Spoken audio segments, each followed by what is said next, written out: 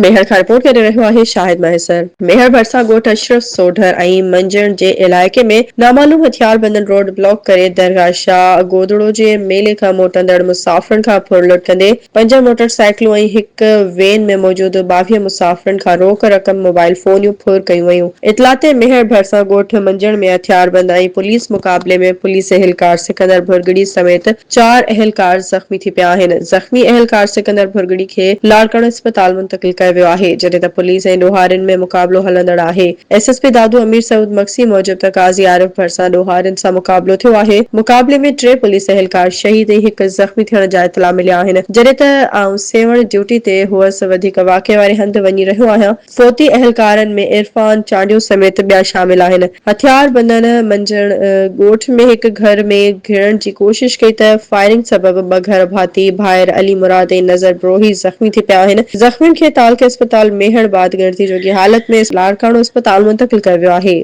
थोड़वारे वाक़े ख़िलाफ़ मुतासिरीन इम्तियाज़ अली, शाहिद अली ऐं ॿियनि जी अॻवाणी में इंडस हाईवे ते धरणो हणी हाईवे बंदि करे छॾियो आहे, जंहिं सबबि कराची ऐं हैदराबाद ॾांहुं वेंदड़ गाॾियूं बीहजी वयूं आहिनि। मुतासिर संजर जतोई ॿुधायो त 7 खां वधीक हथियार बंदन रोड बंदि करे फुर कंदा रहिया। शाहिद गोदड़ो जे मेले खां मोटंदड़ मुसाफ़िरनि समेत इलाइक़े वासियुनि खां मोटरसाइकिलूं रोक रक़म मोबाइल फोन फुर कई आहे।